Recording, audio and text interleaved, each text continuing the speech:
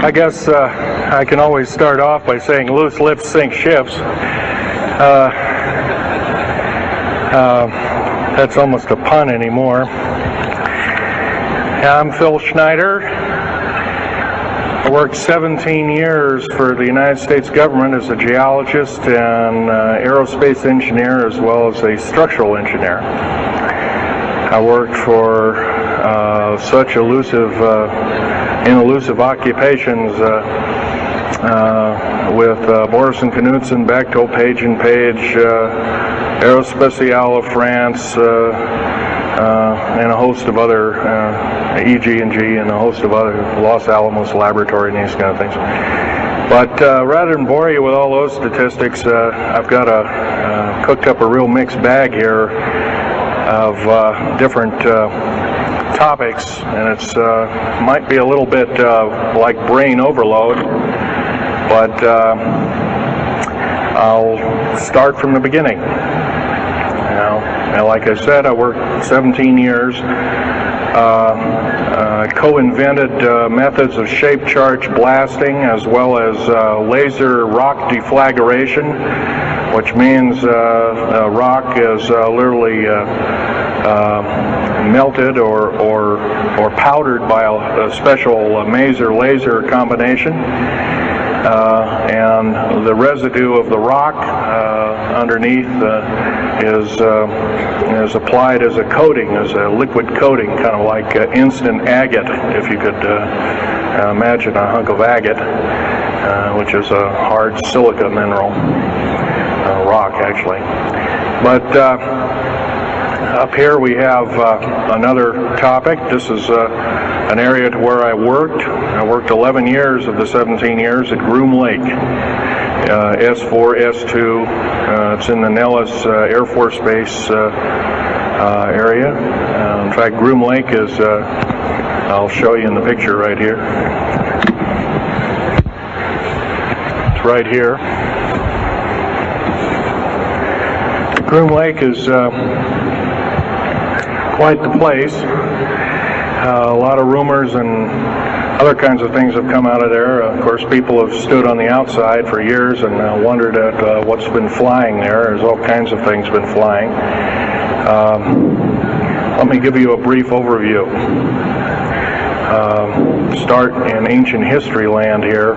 Back in 1909, the U.S. Cavalry was engaged in catching some banditos that had crossed over the Mexican border into a place called Truth or Consequences, New Mexico. And they went into a cave or a hideout and killed the so-called bandits, but what they found out they couldn't explain, and they were called horseshoe craft at that time, or horseshoe ships. There were UFOs, and they saw these, what they called demons, gray demons, little gray guys all around the place. That was in 1909. Now in 1933, our government was actively engaged with the Europeans, mostly the French and the English, in special researches dealing with aerial phenomenon. And once again, the term flying saucer or flying disc didn't come about until much later, supposedly right around the mid-1940s. Anyway,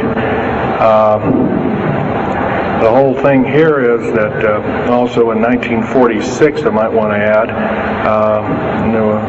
we were engaged in atomic bomb testing and this kind of a like, and of course the area of Bikini Atoll. Some of the pictures are over here on the white board, showing with the actual language of both the U.S. Army and U.S. Navy archives. Anyway, these flying ships were seen as early as 1945, 46. Some of them were called Foo Fighters, and you name it. that were fully known about, maybe as early as 1935 or 36 by our U.S. Navy. And there was a shallow underwater base at Bikini Island, and that was probably the one reason why a number of atomic bombs were exploded in that area rather than other areas which they could have been even more remote out in the South Pacific at Operation Crossroads. Well, anyway, this all led up to later on, about 6-8 years later, 1954, during the Eisenhower administration, led to an interesting treaty called the Greada 1954 Treaty. It was the Alien-Human Treaty. And supposedly the aliens had come in and exchanged technology, and they'd want to take an occasional human being and a few head of cows, and accurate books were supposedly to be kept, and all this kind of stuff. And of course, eventually all that broke down, and aliens are notorious for being liars, even greater liars than so-called, in quote, we humans are. So alien treaties are often just not even the pieces of paper they're written on. They're just really kind of worthless. Anyway, my work as a geologist in building underground military bases, some of which are over 2 miles underground.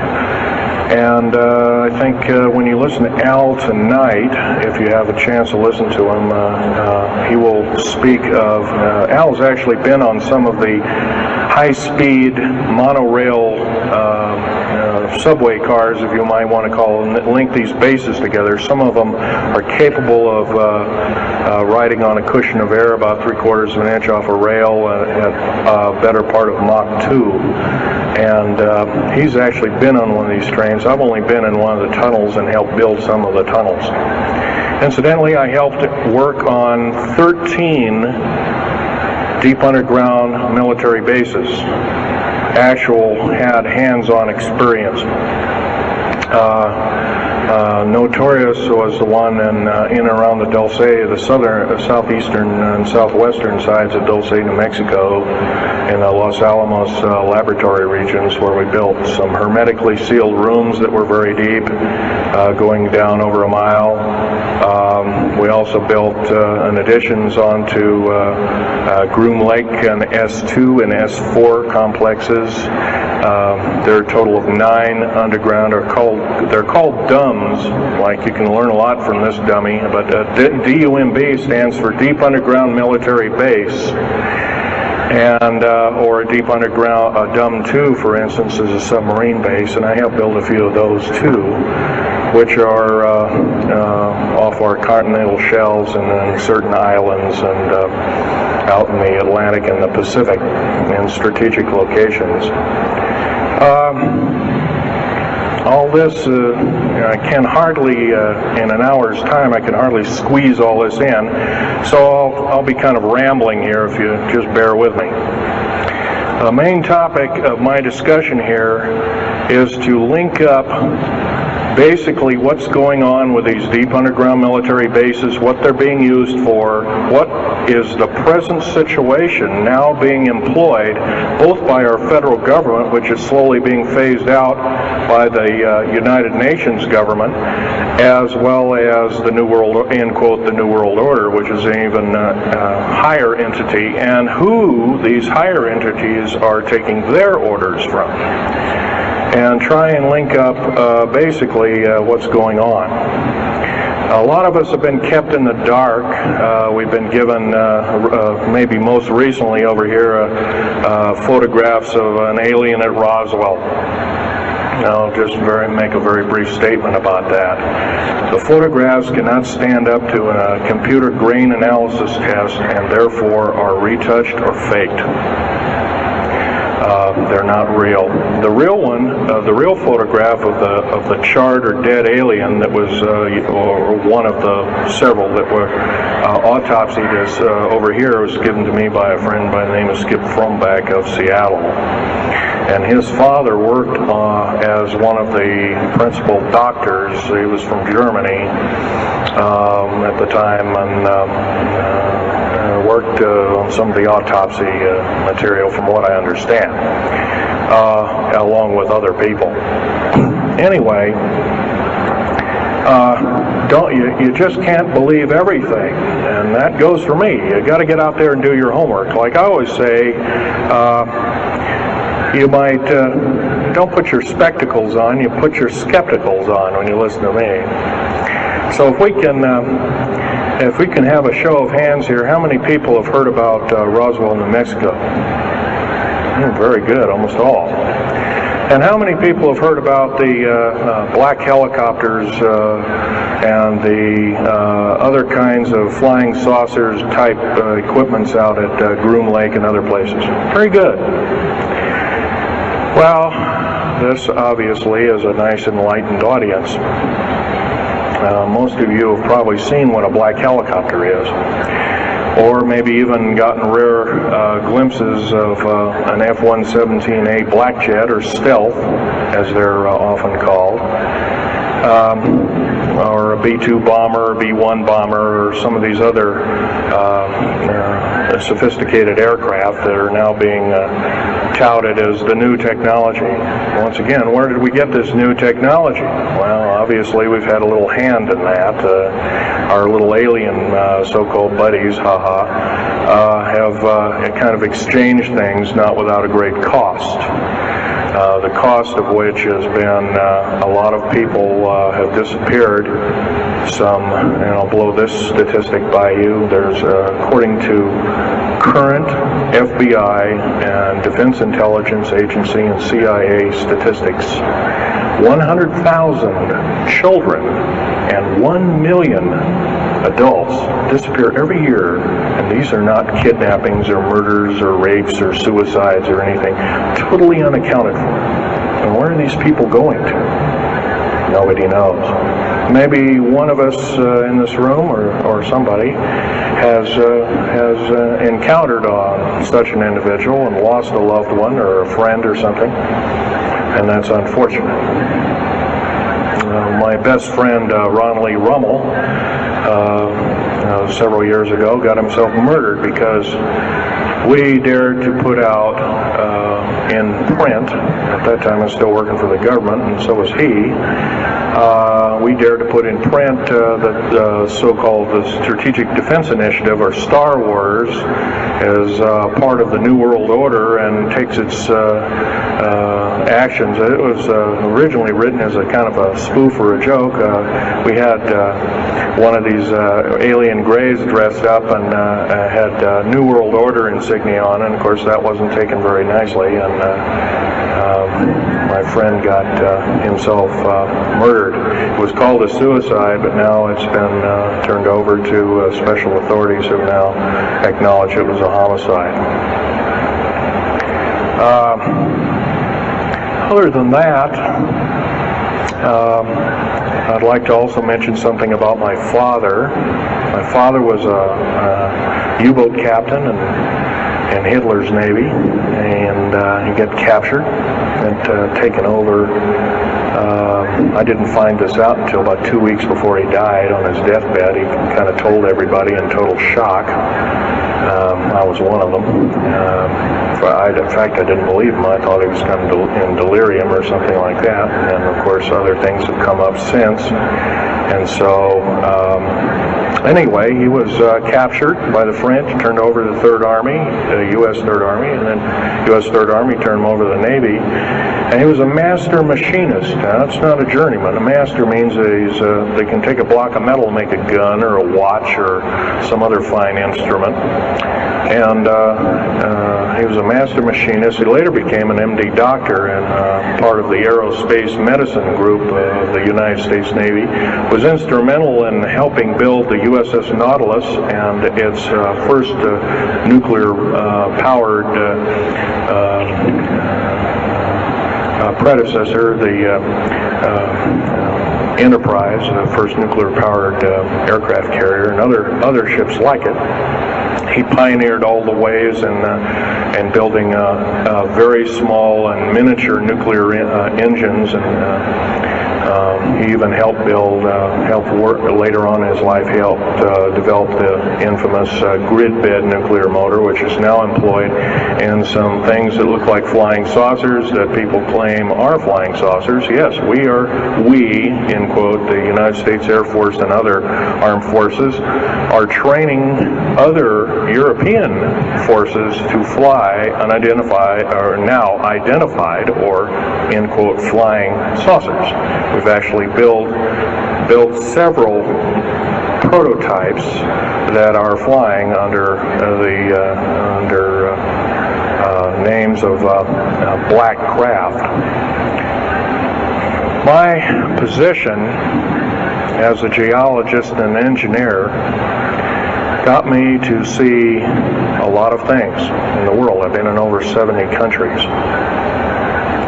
I also worked for NATO. I carried a level 3 security clearance with a rhyolite factor. Rhyolite is a hardened factor, only given out to a handful of civilians and maybe a couple of hundred military men worldwide. I thought I was doing the nation, United States, as well as the world a favor by, I thought I was kind of keeping my end up. Well, it didn't work out that way. And I was to later find out that these underground bases are now being employed as strategic bases for, in case there is martial law in this country. Right now, our military professors that used to be in war colleges and the like are training people like ex-Russian KGB and Spetsnaz people right here on American soil. I've seen it with my own 2 eyes, along with other people, other geologists. By the way, I'm still a geologist, still do geological survey work. However, I don't work for the government anymore. I took my security clearance and all my government stuff and cut it up and sent it back to the, pardon my French, SOBs. When I found out that a number of these 131 deep underground military bases are being used to subvert the Constitution of these United States and its people, I says, that is enough. I can't possibly be connected. Oh, well, Mr. Schneider, you can't quit, they said. Well, I says, yes, I can. I'm an individual, I'm going to quit, and I'm walking off the job. And he says, so I got arrested and casually told, well, you got to finish a job. And so I caved into that part, and I finished 3 weeks, and then at that time my father was dying, and I was allowed home, and I never went back for my paychecks. Don't intend to either. These people are beginning to show signs of being our utmost enemy. I'm talking about military people now engaged in training foreign troops on American soil, clearly against the Bill of Rights and the U.S. Constitution. It's why we formed a government, why our forefathers formed a government, a republic of these United States in the first place, way back 200 plus years ago. Because the drawing and quartering of soldiers, taxation without representation, law by edict, otherwise known as today's version, executive order, among other things. The very reasons that we became, in quote, free, a free republic, a free society, possibly one of the greatest nations to ever be a nation on this earth, were instilled in our founding fathers that are now so far away from the people now running our federal government structure. So I'm here today to touch upon a number of subjects. One being that these underground bases, roughly over 3 of them per state. There's now, instead of 12 prison camps, there's 39. That's almost 1 per state. They're building 2 prison camps every 7 months. They're building 2 underground military bases every year. Each one of these military bases, by the way, these underground military bases, they cost somewhere between $17 and $26 billion. They employ 1,800 to 10,000 workers each in varying grades of skill. They gobble up totally through the black budget, over 1/4 of the black budget, or roughly $310 billion. Of course, you may say, where are these figures coming from? Well, the black budget, as we know it, in quote, black projects, which anything called black is significant of hidden from Congress, hidden from the American people, and very few people are even in the know about it at all. But black budget per year garners over $500 billion a year. And it's these kind of huge quantities and sums of monies are garnered through CIA drug activity, National Security Agency clandestine operations, mostly in Panama and South America. Now also engaged in Russia in bringing and refining strategic metals. By the way, you might want to ask, where's all these kind of interesting new metals coming from? Over here on the whiteboard, we have the new periodic table. It's got 140 elements. Now, in our high schools of today, I was in a high school about a week ago. I saw a new periodic table had 105 elements on it. Now, somewhere, we're not being told the truth. We're being lied to at every turn and every corner. We're considered less than morons. So the government has made itself an entity, an independent taxing body, an entity into itself, and isn't accountable to anybody. Not even the so-called New World Order. They just go ahead and do everything willy-nilly as they please. There's nobody checking. You don't have to worry about this. Occasionally there's a senator who pokes a nose in here and there, and that senator finds out either nicely or not so nicely that you don't do things like that. Now, if we're to gain a grip on our country, if we're to take our country back, we must first ask our public officials if they cannot tell us the truth, and we will impeach them, or they will be impeached, or they'll be tried as traitors. This is pretty stiff language. Already it's slowly beginning to trickle out and to occur to a number of people that this may be the only way out. Also, our founding fathers, George Washington, Patrick Henry, and a few of the other ones, came up and said that you don't want to let the beast out of the box. And they were talking about a runaway government. You don't want to allow your government to become like England at that time. And so they warned us about this very same kind of thing. First of all, the United States is not a democracy. It's not a republic anymore. It should be a republic. That's to the republic for which it stands, one nation under God. Why we can't even pray in the public schools anymore. We have to have a Supreme Court judge or group of them, plus Janet Reno and company, among other things, telling us what to do. Interpret for us as if we cannot read with our own 2 eyes and understand with our mind. this, of course, is bad policy all the way around. And I guess I don't need to blow that by your ears. Okay, on another subject, I have a number of items up here at the table. One of which here is, I can show it, is a heavy hunk of rock indeed. It has a weight of about a little bit more than a pound, 2.5 times the weight of uranium.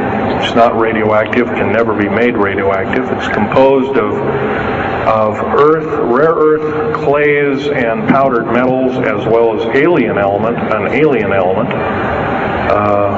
mostly from crashed, retrieved flying saucers and those of the kind that have happenstance to crash in our deserts and backyards, so to speak. It's called Mironite. Now, this is employed in every stealth aircraft, every black jet, throughout the black budget.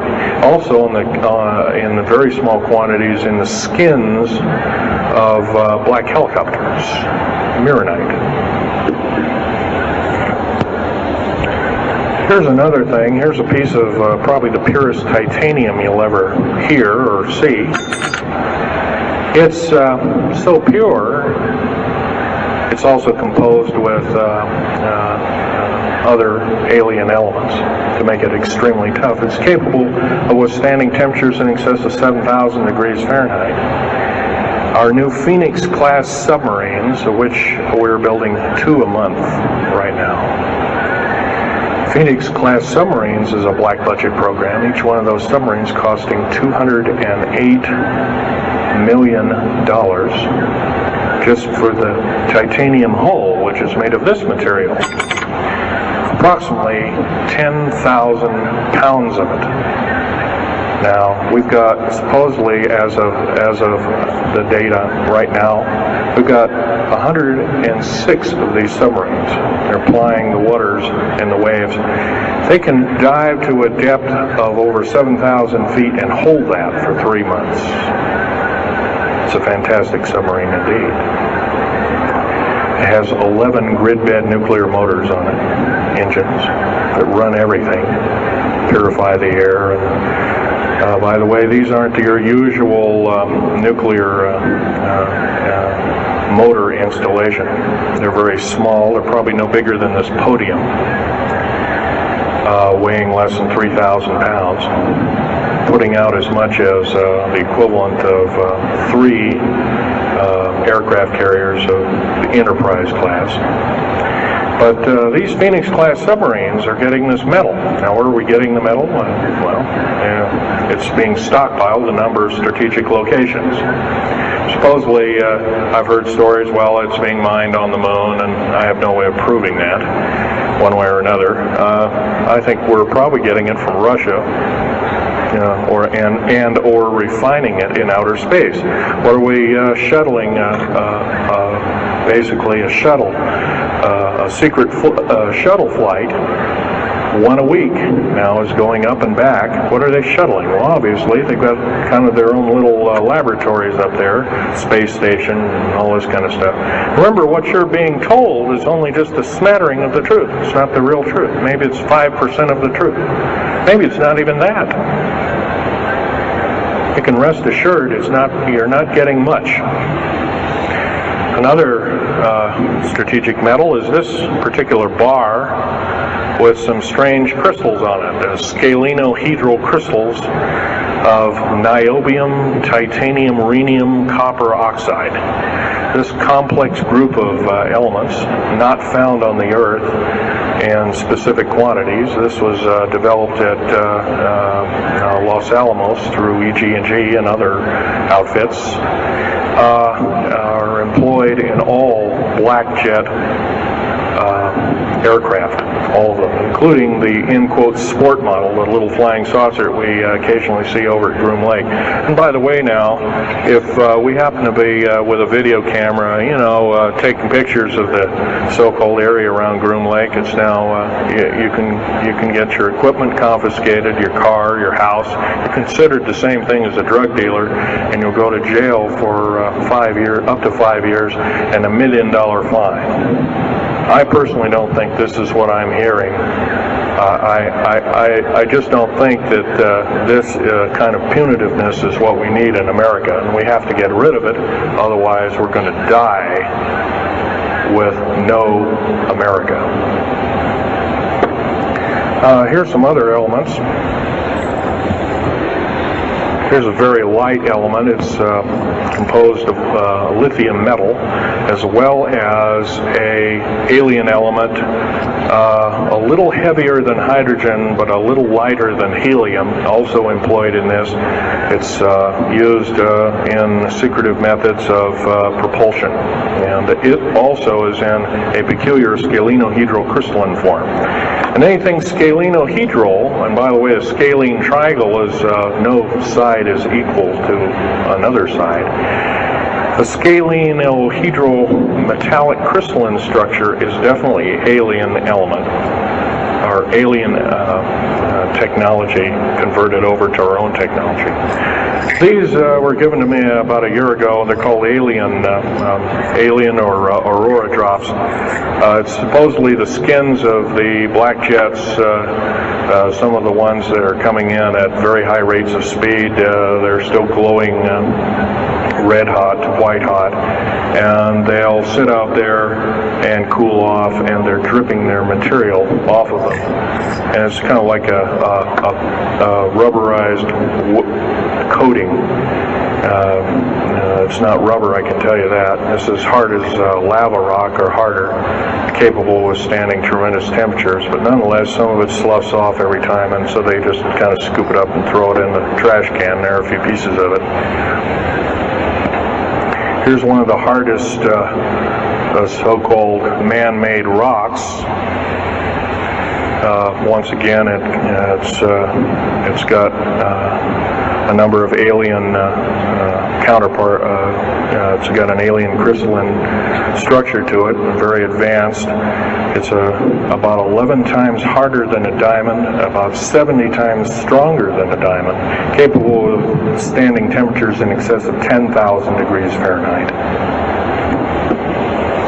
It is employed as very thin coatings or windows, tiny windows, in hypersonic aircraft that exceed Mach 5.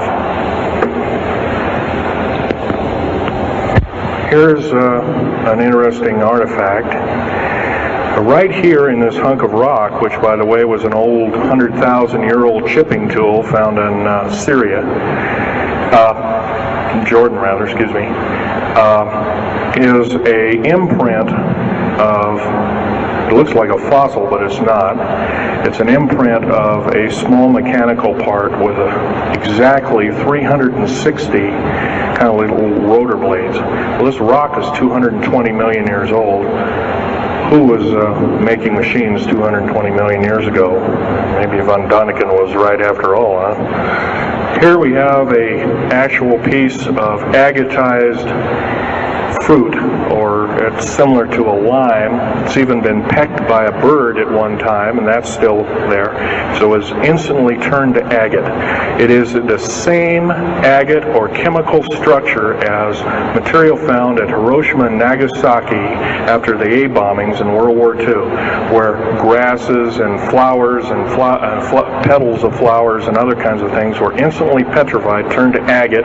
It is the same identical crystalline structure. However, this particular piece is about 20 million years old, and it's still got its original green coating, and it's basically unchanged. Perfect condition. Likewise, here's a garlic plant about somewhere between 20 and 35 million years of age, and once again it's got that same pink agate coating. And here are some pieces of the metal skin from the crash disk at Roswell. It was given to me when I was 14 years old. My father was visiting one of his old friends in the Navy archives, as well as he was in the Royal Navy in England. And I, as a 14-year-old boy, I says, "Gee, Dad, can I ask Johnny something?" "Oh, go ahead, ask him. Get anything you can from him, you know, that kind of thing." This is, "Well, gee, Johnny, well, do you think I can have a piece of this this medal. Oh, no, you can't have that. And I says, oh, give it to the kid. What the heck? He won't have it very long anyway. Well, I've had it all this time. It's kind of a unique thing. They were able to break the skin of that craft, by the way, by dropping it into a bath of liquid nitrogen, hitting it with a mechanical or hydraulic hammer, and it shattered into little bits. And it was later analyzed and adapted for our own technology. All these artifacts are fine, but once again, the main part of this talk is, where's it all leading to? We get very little spin-off to where any of this is leading to. Occasionally we'll get a new computer, or maybe a quartz watch, or some little trinket, kind of like giving the Indians beads a couple of hundred years ago. Well, we're getting these little spin-offs. But the black budget still rolls on, garnering up over $1 trillion every 2 years. It's somewhere between 1.023 trillion and 1.31 trillion dollars every 2 years. And every year it goes by and the black budget is unchecked, unaccounted for. It's just subverting our country. That's number one. Number two is that these underground military, first of all, if there was something like a nuclear war or there was a definite enemy out there where we were going to be under attack, like from China or someplace like that, I could see maybe a couple of dozen underground bases for a government, and so it could theoretically rise up like the phoenix out of the ashes. Well, not 131 of these, and if you were going to so-called round people up and put them in prison camps, what a better prison camp than underground, where nobody knows where it is anyway. So once again, these underground bases are most likely been planned as underground prison camps and slave labor factories for the New World Order. New World Order, by the way, is getting, and I'm probably the only person ever talking about this, the New World Order is taking, and the United Nations is taking its orders from, believe it or not, these more powerful outer space alien entities. We might call them the large grays or the small grays. Sinister forces indeed. And you might want to say, well, gee, how come we don't see more of this kind of thing? Well, you can just imagine. If you're only being told 5% or less of the truth, that isn't very much to go on. That's one thing. Another thing is, you don't find very many people coming up here and letting you have hands-on experience. I'm going to try and do this to you. However, I do ask you to go out and do your homework and keep doing it. Don't necessarily believe in what I'm saying, but get out there and talk to people. Whether it's just a couple of neighbors or friends or something, get out there and talk. Because one will tell two and two will tell four, and then pretty soon you have a whole room full of people that are in the know. And then from there, wonders can work. Other than that, as far as changing the black budget and these clandestine programs, public opinion is only going to be that, going to do that, and it's going to take millions of us. But we have to be informed. And to do that, we have to be doing what we're doing now, gathering and talking. And, of course, most of us are adults and can weed out fact from fiction. Most of us are responsible adults and know the difference between fact and fiction and how to use it or how to abuse it.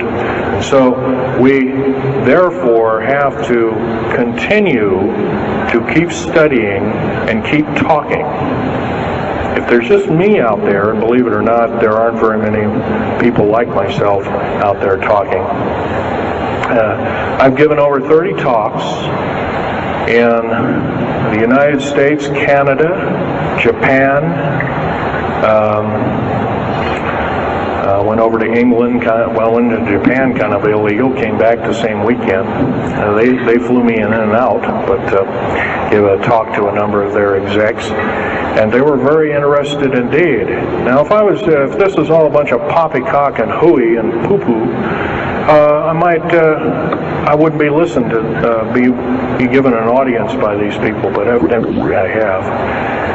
But 13 attempts on my life since the first of this year.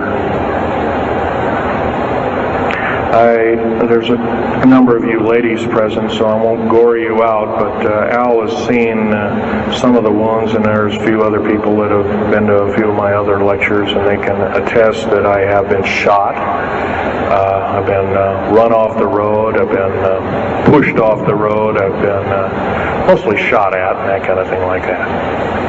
But been in hand-to-hand combat with some of these people, and once again, I'm not in the best of shape anymore, but I still know how to handle myself.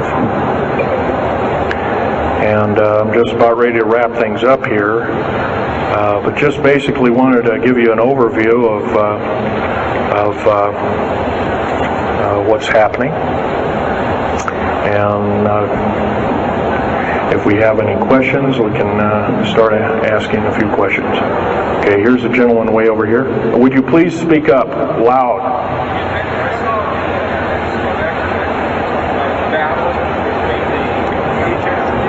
Yes, I was involved in in 1979, in August, late August of 1979. I was involved working through Los Alamos Laboratories at Dulce, New Mexico, and what's now known as the Alien-Human War. 66 Secret Service agents, government workers, geologists, and the like. I almost bit the dust. I could have been number 67. Lost their lives that day because the government lied and knew full well what was underneath. And what we'd done is, out in the desert there, we had drilled in a period of a couple of days. We drilled 4 of these holes that went down several thousand feet, and one of these holes kept bringing up dirty dust and putrefying odors and broken off machine bits and other kinds of things like that. And boring machines as well as lasers came up damaged. And of course, there was a probe that was sent down, and that came up totally missing. And so people were sent down there, and I was one of the people. And when I got down there, of course, the odor was, and remember, I was in a spacesuit type environment. All I had was a small tool belt with special sensors, a small rock hammer, and a rucksack for mineral specimens and other kinds of things like that. And I had my little pistol. Being an engineer, didn't have time to carry a big hunk of pistol like most of these Green Berets carry, stuff like that, black berets. I carried a little Walther PPK with a 9-shot clip. As soon as I got down this hole, standing about from me to this gentleman over here in front row, about 10 or so feet away, 7 feet away, something like that, was one of these 7-foot-tall stinking alien guys, and I didn't waste any time. I said, I'm not fiddling with you guys, and boom, away you go. And I was one of the rare few that had been allured that this may or may not occur, and so basically was given ET training, but a lot of these other people weren't. And we were, in fact, it was asked, are there aliens in the area? And of course, the big question was no. And that was a big lie. And of course, 66 people died that day. I have a big hole in my chest. I lost my lung was literally burnt out of me. My fingers burnt off of me. My toenails burnt off of me. My skin was, I was in radiation isolation therapy for 400 plus days. My bones were vitrified or burnt. I was cooked. I managed to survive. They're telling you something about it today. But other than that, I'm the only talking survivor. There are only 2 other survivors, and they're in nursing homes up in Canada. And Canada refuses to allow the United States officials to talk to them. They're in very bad shape indeed. One of them can't talk, and the other one doesn't want to. So, they're regarded as Canadian heroes, and so they're being kept by Canada. Okay, this fellow over here. Speak up loud. Okay, are there any bases? Actually, yes, there's several. In fact, as I was coming to this talk, I was supposed to be here by plane, but there was a subsequent foul-up. Anyway, I drove all the way and did it in one day. But as I was coming over up near Cheyenne, I noticed the military, Air Force and the Army are building a so-called new, in quote, boot camp, prison camp, right up in Cheyenne, brand new. And I was here 3 months ago, I wasn't there. So it's something brand new. In Colorado, yes, there's about 4 underground bases, one being at Denver International Air Base. I call it Air Base, Spaceport, or whatever you want to call it. Denver International Airport. No wonder your luggage gets lost. There are 8 levels underneath the airport, tarmac there, end quote, tarmac or cement mac. And so those bags could be there for a damn long time. Why, just imagine if this was instantly turned to agate 30 or more million years ago, those bags could very well be the same way. So yeah, there's a number of them. And I wish I had a map with me. In fact, in subsequent talks, I'll have a map, which will be put on the overhead. In fact, my next talk, I plan to have just that. I had planned to bring a map here and had all the latitudes and longitudes of all the bases, and I can't do that. That would be a nice jail sentence for me, so I didn't bring it. So, but other than that, I'll have that all researched for you. Yes, this woman.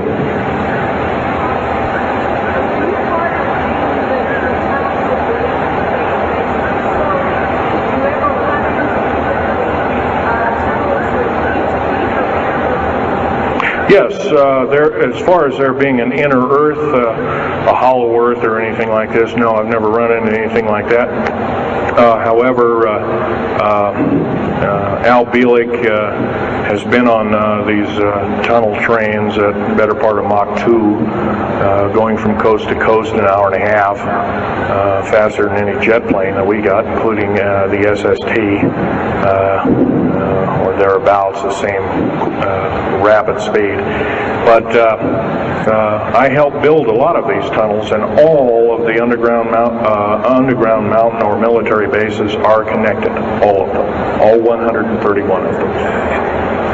They're connected both by road, not a big freeway under there, but it's at least a 2 to a 4 lane road, rather narrow lanes, but they're there, and they're also high-speed magneto-leviton train tunnels. Yes, this lady over here. Stand up and speak up, please.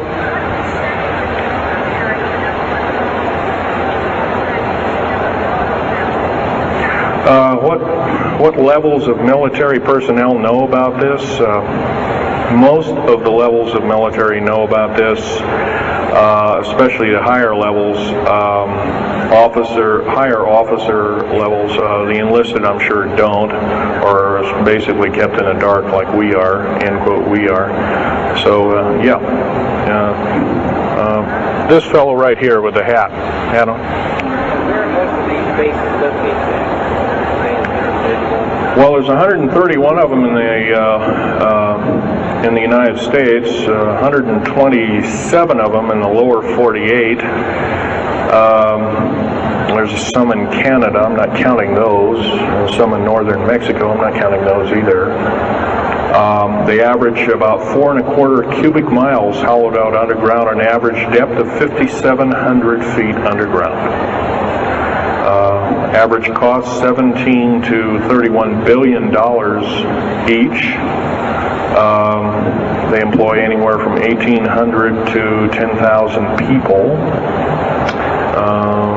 And some very large ones now being built in Sweden, one of which is repudiated to be 30 cubic miles. It will take 5 years to build that one at a cost of about $2 trillion.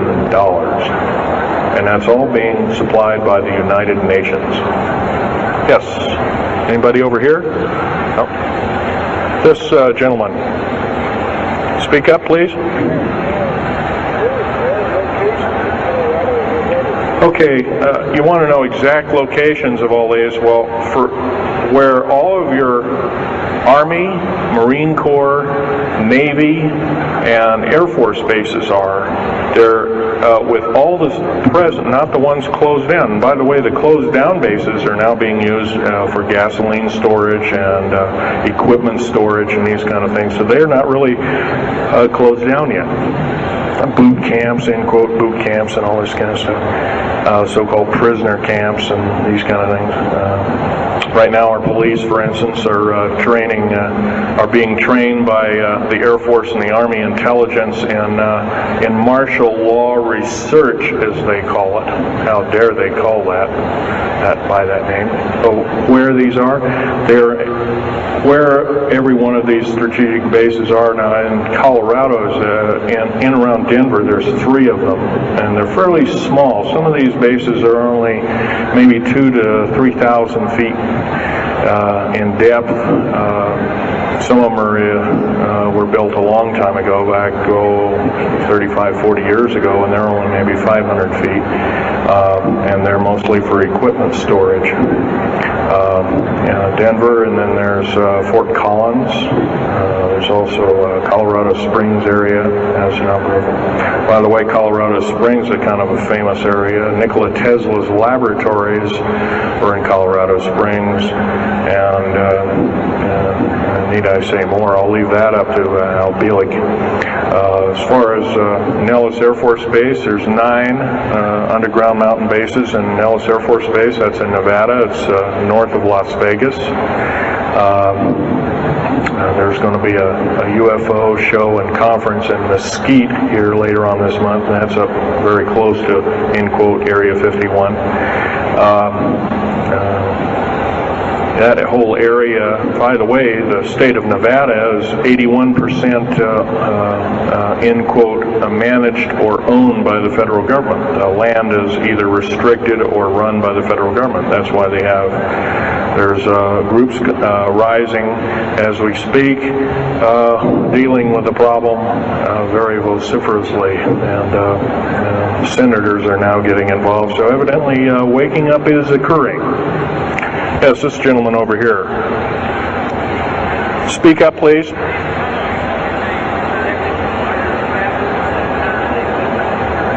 Okay. Yes, they are. The gentleman asked, are these tunnels connected to large caverns? Yes, these large bases are basically like this Coliseum. Everything's underground. Everything's a city underground. Most of these bases both have military bases, and they have all the accoutrements of life. Remember, each one of these costs quite a bundle of dough, and some of it in our tax money, but most of it in clandestine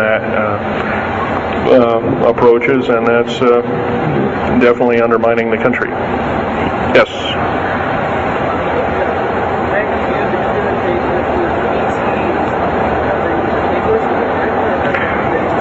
Well, some of them have a difficulty in understanding our language. It's too slow to them. If you've heard whale songs or bird chirpings at high speed, it's about what these aliens sound like audibly to us, so it's a bunch of gibberish. Yes, they've slowly actually broken down. There's 11 prototypes or 11 civilizations of aliens visiting this planet all the time, all of which are known by the U.S. military, 9 of which are not very good indeed. They're pretty bad news. 2 of which are benevolent, but the benevolent ones have supposedly left. They have their own little war of sorts, especially the Pleiadian groups and whatnot like that, of which Val Thor was repudiated to be a Venusian, but other people will alert he looks more like a Pleiadian. He looks normal human, except he's got 6 fingers and toes. He's got one oversized lung. He's got 2 hearts. He's got all kinds of weird stuff. Bones are bigger. Yep.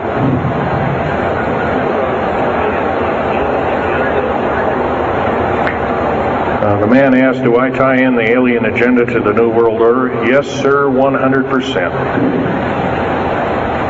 I can elaborate briefly. The New World Order right now basically is dismantling countries,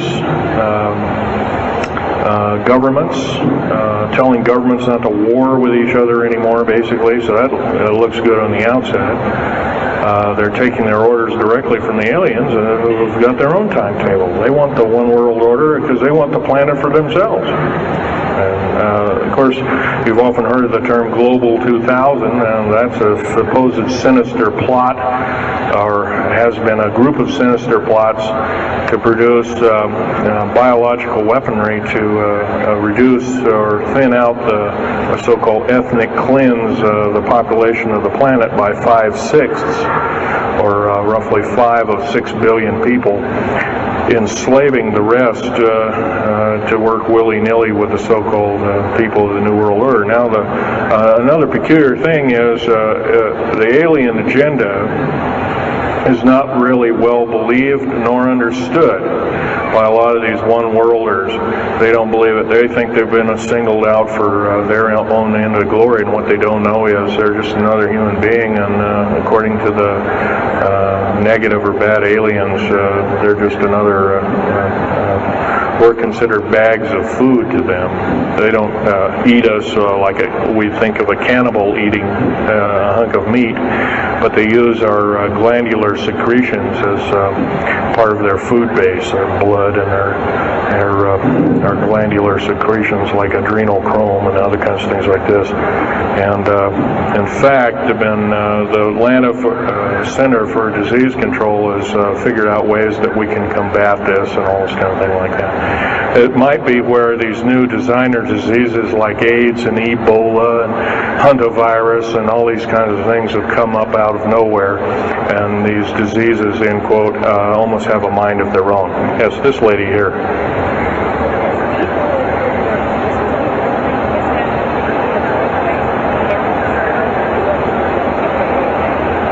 Okay, lady asked, is the tunnel building having an effect with earthquakes? Yes, it could very easily be, although got to remember a lot of these underground bases are constantly being repaired, and so a lot of people have to be hired. As far as the U.S. government, second part of her question was, is the U.S. government modifying our weather? Yes, that's an affirmative. And we have, the U.S. government's been working with the Russians for at least since 1972 and maybe as early as 1966 on weather modification, and it's a well-known fact, and it's well employed. And by the way, they can literally weather modify a hurricane or a tornado out of existence. And the reason they don't do it is pretty obvious. Yeah, right. Or they could actually send a plane inside of a hurricane, for instance, that would blow off an atmospheric bomb or a shockwave bomb in the eye of the thing. It would completely dissipate. Well, they don't do this, of course, and there's probably other reasons for that. See which way it goes, or what kind of havoc, and how we can study the havoc, and we go from there. This fellow way in the back in the black. How do we learn more about our general topic? Well, there's this particular fellow, his name is Richard Sauder, PhD. He wrote a book recently, Underground Bases and Tunnels, What is the Government Trying to Hide? That is one book. Then we have here's a popular science article, Secret Air Base. The government doesn't want you to know that Groom Lake, supposedly Groom Lake doesn't exist. Well, I guess if it doesn't exist, then me talking about it, I guess I can't be arrested or anything. I'm just full of poppycock here. Well, the editor, one of the editors of Popular Science that put this article out is now in federal prison. Then there's a book that called Stealth Fighter Pilot. These books are available. I got this one at Dalton's. This one actually was sent to me by the publisher. I did some test piloting, and the only thing I test piloted would run the aircraft back and forth on the runway, the special runways they built at Groom Lake. There's a picture of me in uniform. And I can go on. And these publications are out now, and they're available. Yes, this lady over here.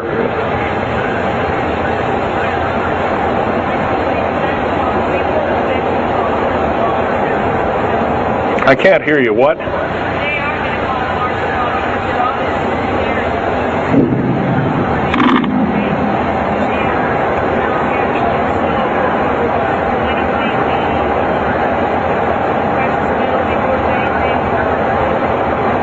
Okay. Okay, that's kind of a mixed bag question there. She asks, with martial law being called, will precious metals and all these kinds of things. First of all, hoarding anything will be outlawed. If you hoard food, have a radio, any way of communicating, stash gasoline, these kind of things, you'll just be rounded up and that'll be the end of it. Martial law is martial law. Martial law is dictatorship of the worst form, or one of the worst forms. And her other part of the question, if I got it right, was when's the alien takeover? Well, the alien takeover right now is, and probably will be for probably the next 20, maybe 30, 40 years, will be basically in the background. The idea is to get the one world beast-like government order in place, and to thin out the population of the planet. And then, of course, then all heck will break loose from then on. And whether it is, I don't often mix Bible and talk, but some people have alerted, well, this is already mentioned in the Bible, blah, blah, blah, and all this kind of stuff. Well, that may be, but all I can tell you is I've been face to face with one of these sinister characters, or a couple of them, saying the least, and most people would, just the shock of them seeing such a thing would cause them to not be in very healthy mode, frame of mind, as physical as well as mental. This man here in the blue coat.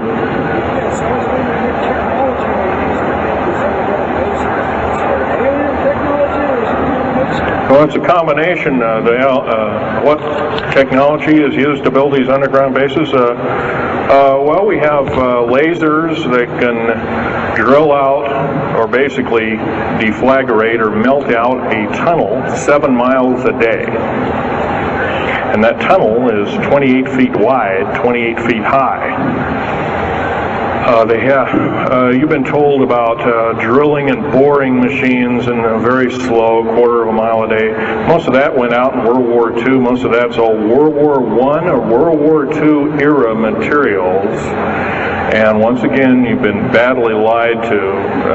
I can hardly believe, first of all, I've worked on public engineering projects, and we do better in grinding up road beds and laying them down at the rate of 4 miles a day, and supposedly that doesn't exist. Well, I worked on one, state of Oregon just a few months ago, and we built a tunnel for sewage tunnel and whatnot like that. It wasn't very big. It was about 6 feet across, and I drilled right through solid rock, right to the base of under one of the hills in Portland for their new light rail.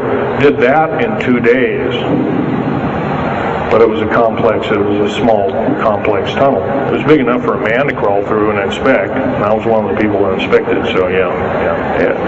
What technology? A lot of this is alien technology, readapted for our own use, but a lot of it's our own ingenuity too.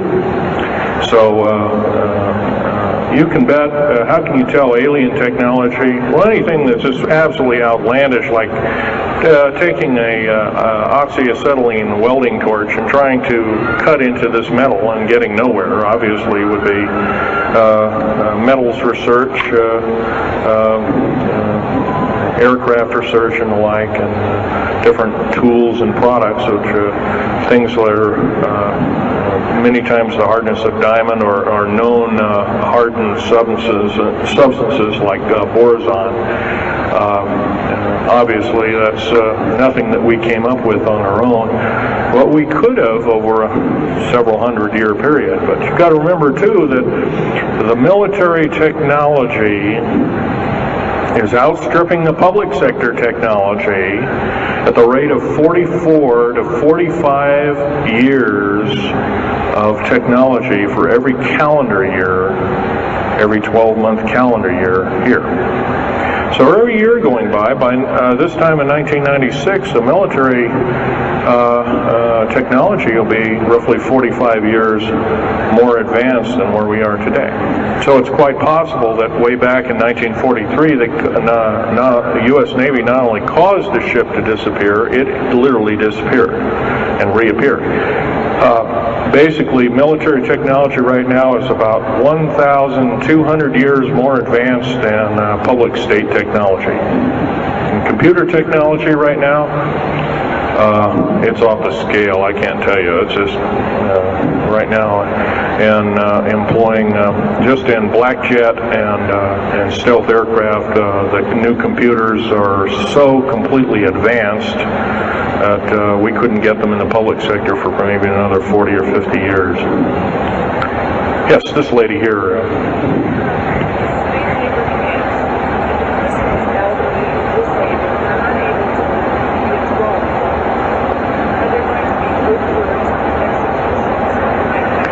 Well, the lady asked with the slave labor camps, the old, the infirm, the handicapped, are they going to be executed, and will there be executions? You can bet your bottom dollar there actually will be these things. I wish I knew more, but I don't.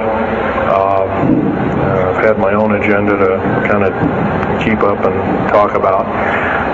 But other than that, yes, I would imagine so. If you look at all the 39 prison camps that are presently built, and they're called boot camps, by the way. And of course, these new trains that they have that have 143 shackle placements per train, they're a scary thing indeed. You know what they're called? They're called United Nations Prisoner Transfer Cars. Oh, that's an appropriate name, I guess. Well, we got to wrap it up here. They're telling me it's time. I'll take one more question. This lady over here.